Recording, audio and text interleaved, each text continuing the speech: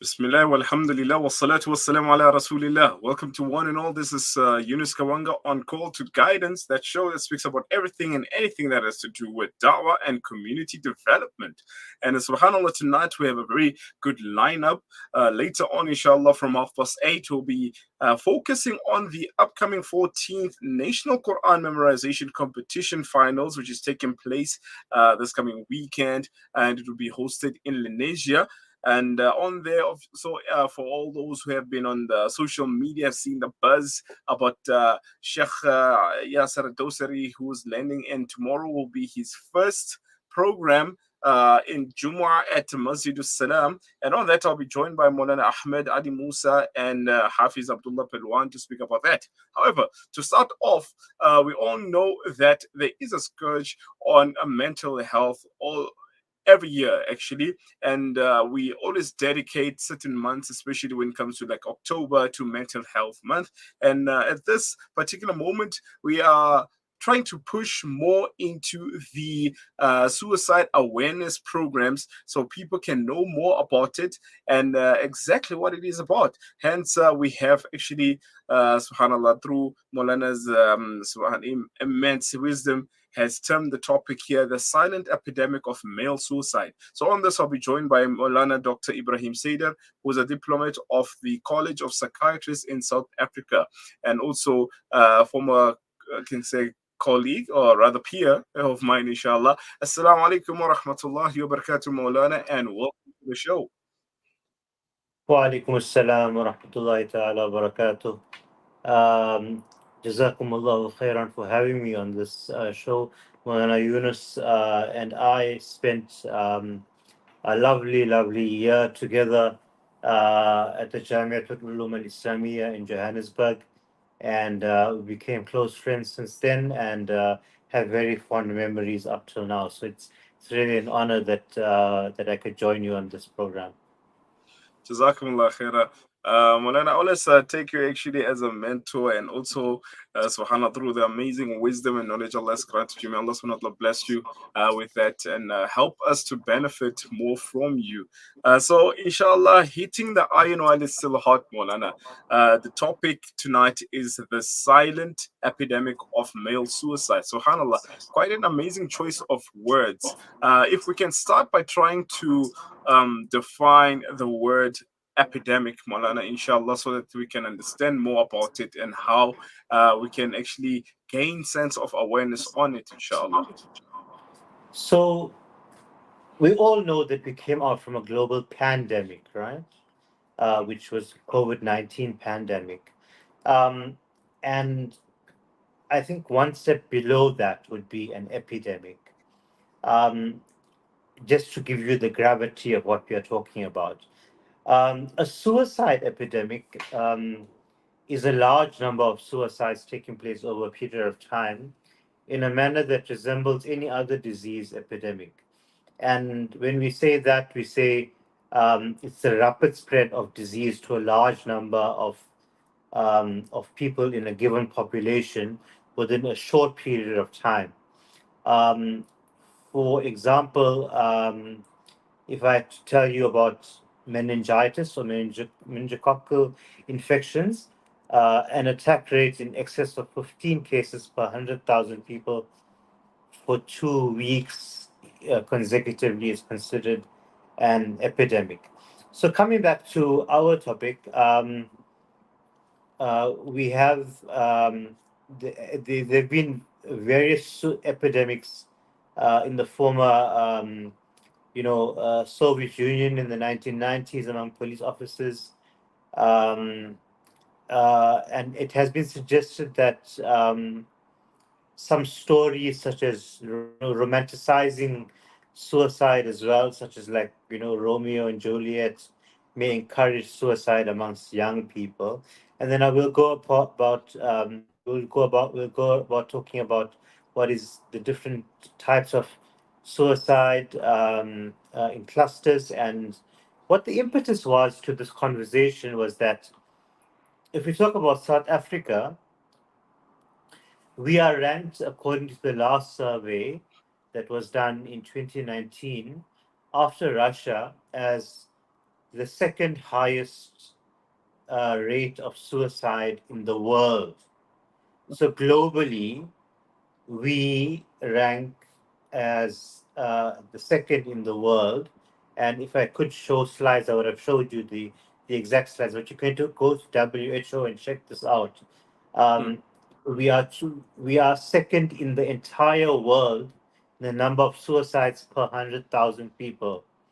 Um, and and um, and I think when we talk about South Africa in particular and why we've chosen this topic is, um, as you know, and you I was in I was privileged to be hosted by the Jamiat Lenasia and Radio Islam, as well as the Islamic Helpline at the Nurul Islam Hall in Lenasia last weekend. And the impetus to this Mental Health Community Awareness Day was it had come to the notice of the Islamic Helpline that over the last few months there were almost about 7 suicides, all male, amongst the Muslim community. mm, Um, so this was brought to the attention by the burial committees. Obviously, no one wants to publicize these things, so and we wouldn't encourage that also. But we want to bring awareness. This is only what we know of. In Durban, I can speak of what I know of personally. In the last 3 months, I know of 4 suicides. So this is only what we know of. There might be many more going that are happening that are not reported or not that we don't know of. So because the stigma around it, no one talks about it, and so we don't know of it. We don't know about it, and that's why it leads to more silencing of the of. That's why it's a silent epidemic, because of the mm. stigma, the shame, and we don't talk about it enough. And you know, particularly with men, I think men can feel they need to be emotionally resilient at all time. So there's this thing about being weak as a man, or being ashamed of seeking help. So we begin bottling things up, and it can make the world feel darker sometimes, with unfortunately irreversible consequences. And just to mention, you alluded to October being the Mental Health Awareness Month, but September is Suicide Prevention Awareness Month, and the 10th of September was World Suicide Prevention Day. So it's very apt that we are having this discussion now. Um, you know, every year, more than 700,000 people die due to suicide. Um, every death is a tragedy, leaving lasting effects on families and communities.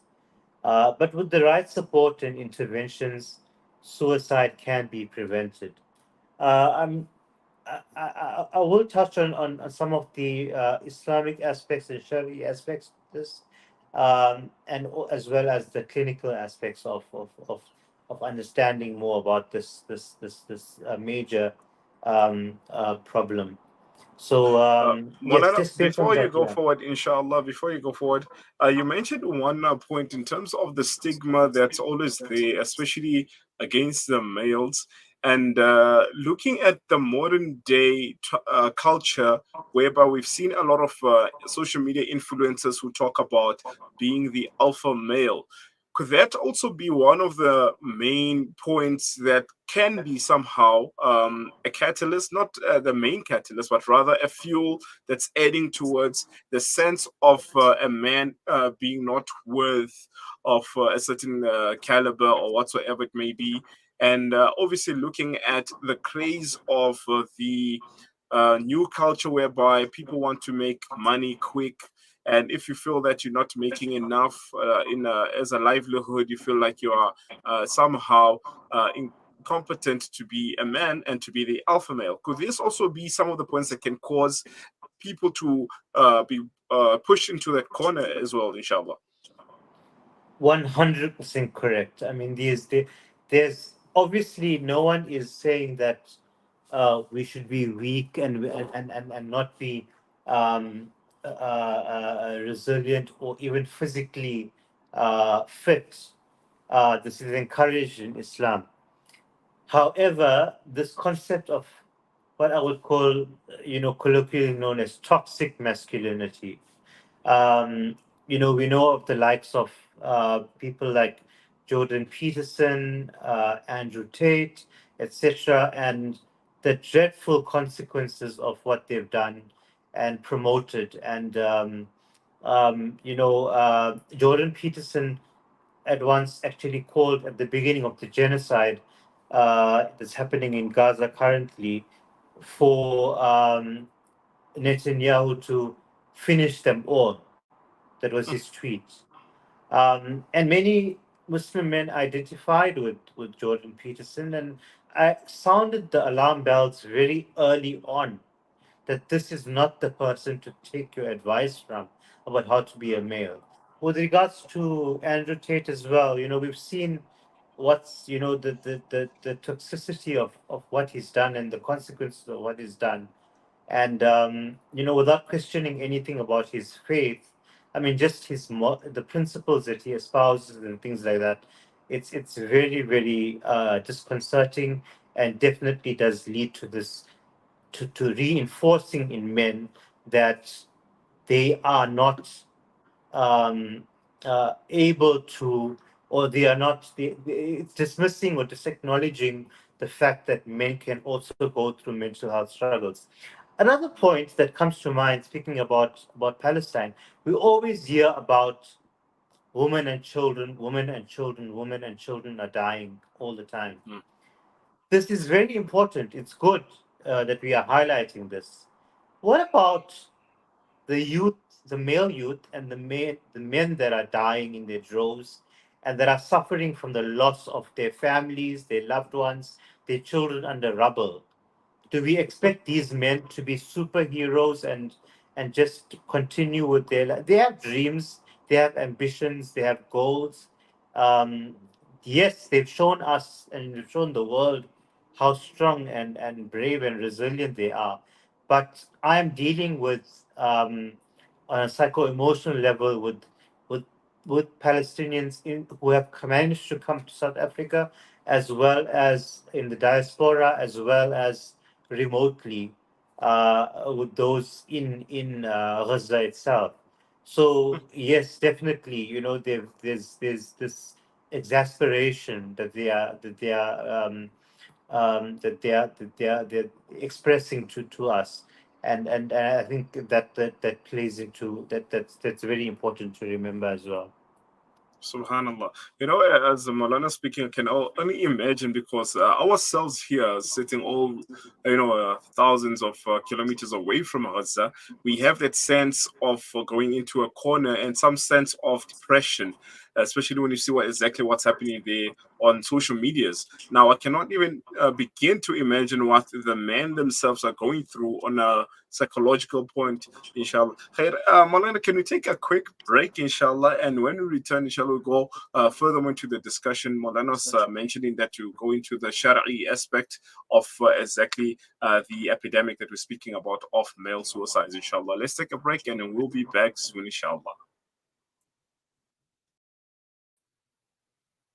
Searching for elite local and international investment and advisory services from an award-winning firm? Look no further than the Belmont Mayer Group, your gateway to unparalleled investment and wealth management. At Belmont Mayer, we believe in the art of wealth creation, a meticulous process fueled by our unwavering commitment to excellence. With a focus on providing elite alternative investments and quality advice, we also pride ourselves on maximizing value for our esteemed investors as seen through is our top priority. Join us at Belmont Mayer and experience the difference firsthand. Ready to embark on a journey.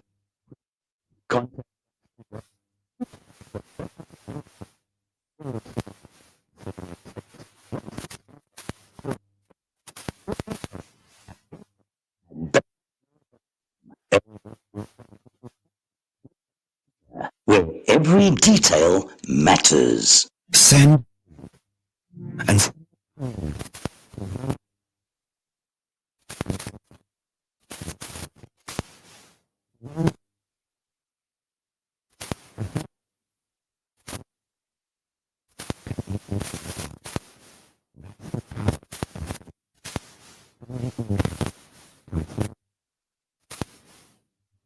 Wonder how kids get anything done these days. With all the distractions, when do they even get time to study? As a mother, all I can really do is make sure they have all they need to perform at their best. That's why I choose to include Sunfoil triple refined pure sunflower oil with every meal I make. Naturally cholesterol-free and approved by the Heart and Stroke Foundation as part of a balanced eating plan. So whether I'm cooking, frying or baking, I know every dish will be a wholesome one. Sunfoil, now we're cooking. When the perfect blend of stylish decor, exquisite halal cuisine, and warm hospitality come together, it could only mean Al Bayt Lodge, your true home away from home. Al Bayt is the ideal heaven for families, business people, and tourists with its 4-star family rooms and other luxurious facilities.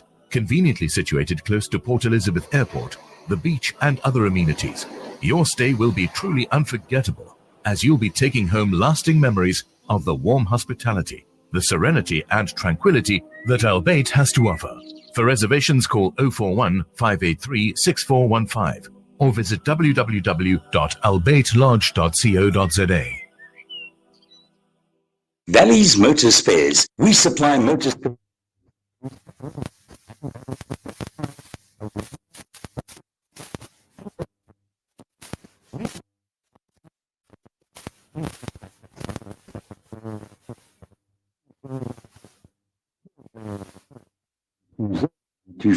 Or visit 28 Zimmerberg. Remember the name, Valley's Motor Spares. breaking stereotypes, moving boundaries, joining hands. Salam Media.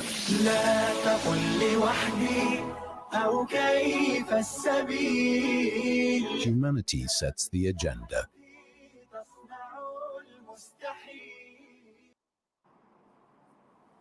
Bismillah, alhamdulillah, wassalatu wassalamu ala rasulillah. Welcome back. So if you just joined us, we are with Maulana Dr. Ebrahim Sader, and we're speaking about the male suicide epidemic which is hitting. And subhanAllah, Maulana, as you were speaking about in terms of the personal experience or the people that you knew of that had committed suicide from the Muslim community. And I believe nowadays it's actually time for us to remove that stigma of saying that no Muslim can commit suicide, because it's happening and we've been seeing it for years. And I think having such a talk tonight is very beneficial for us to understand, especially on this point in this month of the Suicide Prevention Month, inshallah. Now, Maulana, before we went on break, you spoke about the Shari'i perspective regarding this concept. And what can Maulana tell us more about how to deal with it, inshallah, from a Shari'i perspective, inshallah? So I think let's just go over some helpful definitions quickly, right? Um, and what is suicide prevention? And I'll talk more about that. These are steps that are taken to reduce the risk of suicide. However, in the aftermath of a suicide, our focus should be on postvention, and I'll tell you what that is, and community healing. Suicide intervention relates to the direct efforts to prevent a person from taking their own life. Now, I'll tell you some warning signs about, what it might be. And I always say to people, there is this myth that if you ask someone, do you want to kill yourself, it's going to increase their risk of killing themselves. However, this is not true. The converse is true. The opposite is true. You're opening up a conversation. You're opening up a dialogue. You're giving them a chance to speak. How do you know if my friend, my family member, or loved one is thinking about ending their life? Either they talk about ending their life, they stop taking care of themselves for self-neglect, expressive negative feelings or emotions, putting affairs in order. So writing out a will, writing out, notes, sorting out debts, sleep changes, so loss of sleep, um, loss of interest in pleasurable activities or leisure activities that which said before. Isolating is a big thing. If they start isolating more, if you see that person that you were seeing every day in the masjid, or you're seeing every day at school, or your student that you were seeing all the time, and you're now no longer seeing him for a while, it could be very well for some other reason, but just inquire, just in general, how are you doing, what's happening, I haven't seen you in a while. Not just reaching out. I always tell people, and any dangerous or risky behavior, I always tell people, I rather listen to your story than attend your funeral. Subhan. I rather listen to your story than attend your funeral. So we should make this known that we are ready to listen. And you don't have to be qualified in anything to listen. Yes, when it comes to a point where you think you need to refer to a professional, do so. But open the conversation. So, and then there's suicide post-vention, which are steps taken people take to respond to a suicide after it happens. And these strategies emphasize the need to save life and help ensure that community members have access to appropriate mental health care services. Um, and then we start when one suicide happens in a community, mental health professionals shift their focus to prevent suicide contagion. What is suicide contagion? And this is a well-documented phenomenon, which I think which we are seeing in South Africa right now. It's a well-documented phenomenon in which people's direct or indirect exposure to suicide increases their risk of dying by suicide as well. Suicide contagion can then result in suicide clusters. What are those? When multiple clusters occur in close proximity. Right. So the the key things to do, I think let's go to talking about what is suicide, what we can do about suicide prevention. Um, so Allah Ta'ala says in the Quran, Surah 5, verse 32, وَمَنْ أَحْيَاهَا فَكَأَنَّمَا أَحْيَا النَّاسَ جَمِيعًا. Whoever saves one life, it will be as if they saved all of humanity. So you can do this yourself. You don't need to be professional or anything like that. But saving one life is saving the whole of humanity. And I think we need to talk more about um, the prevention of suicide and the stigma. So stigma is where stigma kills. Stigma kills. We people say to me, "Don't talk about this on the mimbar. It might affect people." I said, "But how we don't talk about it in the mimbar? Am I supposed to mind read who?" They say, "No, you rather target individuals." How do I know? How am I supposed to imagine mind read who is contemplating suicide? You never know. Exactly. They might be masking, and you never know that the next person next to you is contemplating ending their life. So definitely we need to talk about these things more. Up to the point of the Juma member, most of the community we know will attend Juma talks and really other talks, sadly. But this is the platform to address these issues, and that's the audience that you're going to get. So the we need to understand that um you know that stigma is going to kill if we continue to silence this problem, to hide this problem, to not share. No one is asking for you to say so and so in my family has died by suicide. um but make it aware to people and in an anonymous way, and ask them to make it more, create awareness.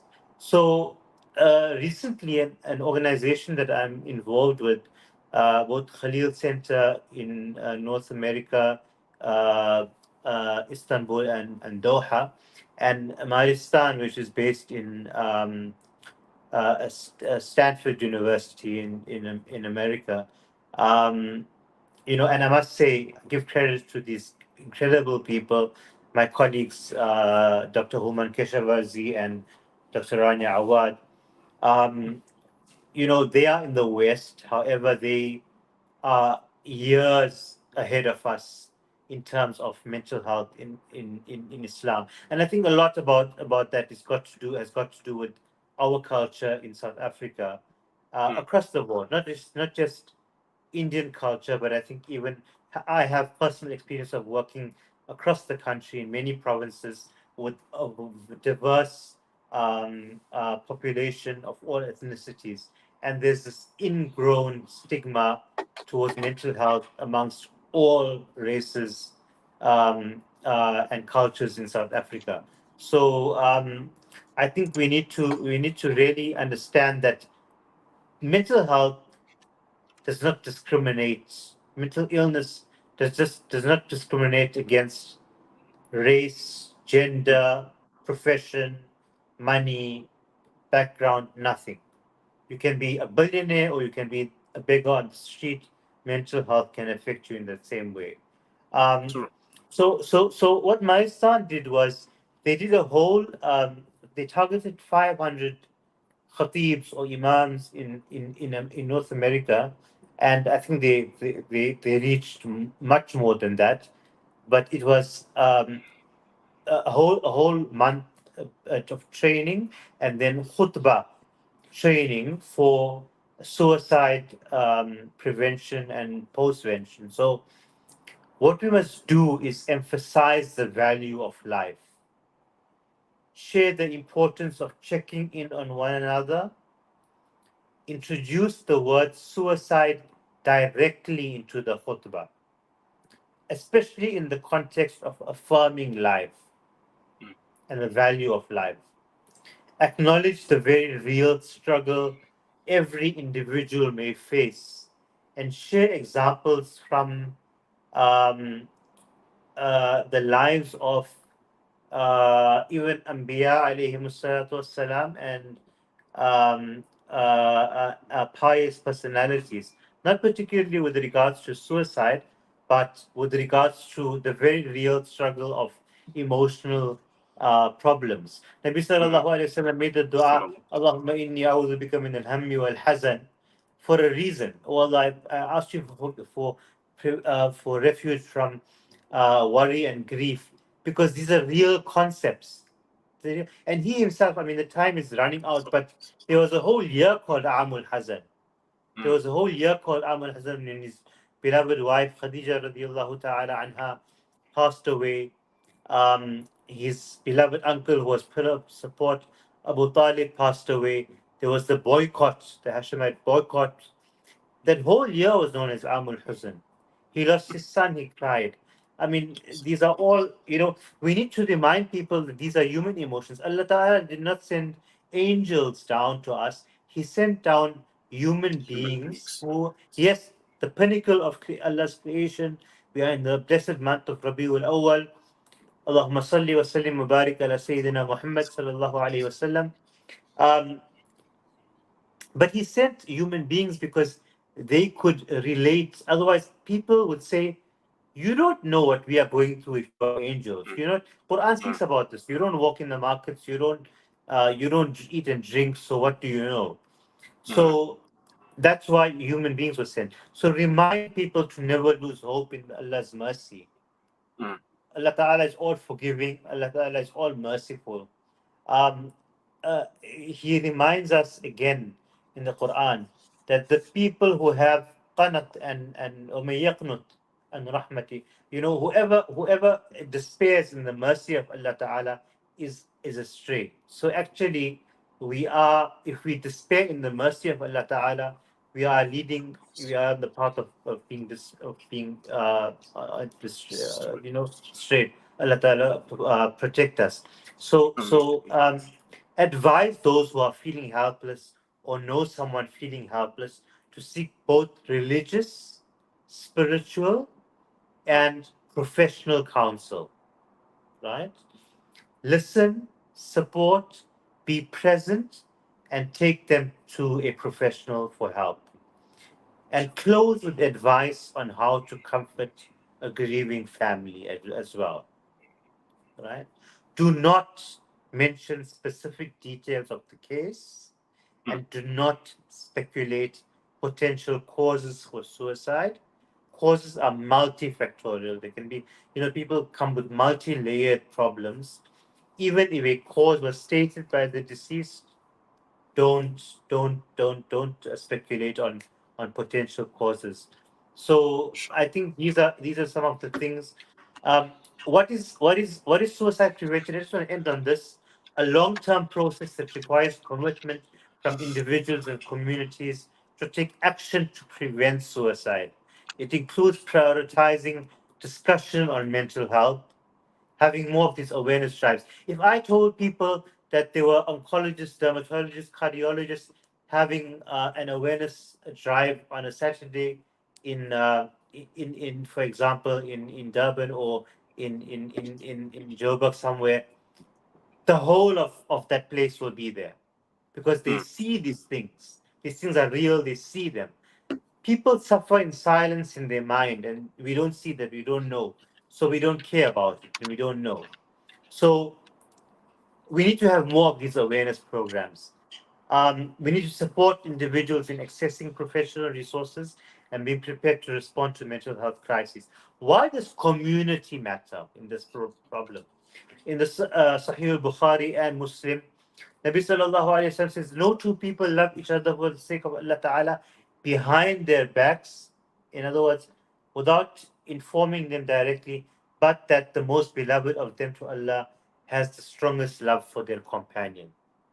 So being concerned about the health of your friend, even in without them knowing, is already being part of the community. Strong, interconnected, and empathetic communities is essential for effective suicide prevention. There is no use in you praying tahajjud, reading all your salah, and doing what I'm saying. We are. Yes, the fard is there, but the optionals that we are doing, we have reduced Islam to a ritualistic religion and not living out the blessed Seerah and Quran in our lives. And this is the focus that we should have on this month. That you might be going for all these programs, sitting next to a person who's suffering, and or you might even know, but you don't, or have a loved one at home, and you lock them up, or you refuse to take them for help because of the stigma. And I deal with this on a daily basis with young people, with old people, with people who are aware of this. Holding regular social events, checking in on one another promotes a sense of belonging as well, and a social network that individuals feel comfortable reaching out to when in need. Again, it doesn't need to be a professional. Sometimes you just need a friend to listen to you. You need a guide to listen to you. You need an alim to listen to you. Whoever relieves your role in suicide prevention, whoever relieves, and I'll conclude on this, is whoever relieves, this comes in Sunan al-Tirmidhi. um, uh, Rasulullah sallallahu alaihi wasallam says, whoever relieves a Muslim of a burden from the burdens of the world, Allah will relieve them of a burden from the burdens of the day of Qiyamah.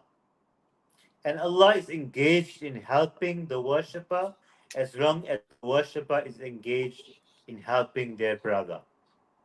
Subhanallah.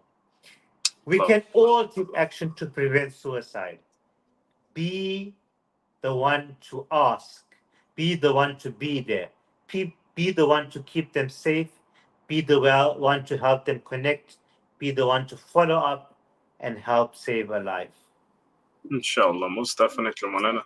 And it's beautiful that Molana is actually giving us counsel from Quran and Hadith, meaning that this is embedded in our Islamic psychology. If many people would like debate that, but there it is. And Jazakumullah khaira once again, Molana. I would like to display Molana's contact details for all those who need more information and some sort of counsel, inshallah. And that's Dr. ebsader@gmail.com. That's the email. And on Instagram, Molana is found at Dr. Ebrahim Sader, inshallah. And Jazakumullah khaira once again, Molana, for being with us and subhanAllah, taking us through such a interesting topic, but at the same time, something that we really need for our souls and our minds, inshallah. Jazakumullah khair, ahsanul jazaa. Barakallah fikum. It's really been a pleasure. May Allah Ta'ala grant us the true understanding of what the humanity of Rasulullah Sallallahu Alaihi Wasallam was, that he cared for not just his loved ones or for a Muslim, but for all of humanity. And we've forgotten and we've strayed far from this. May Allah Ta'ala protect us from all types of illnesses, especially mental health illness. May Allah Ta'ala make us part of the community that helps and not the part of the community that divides.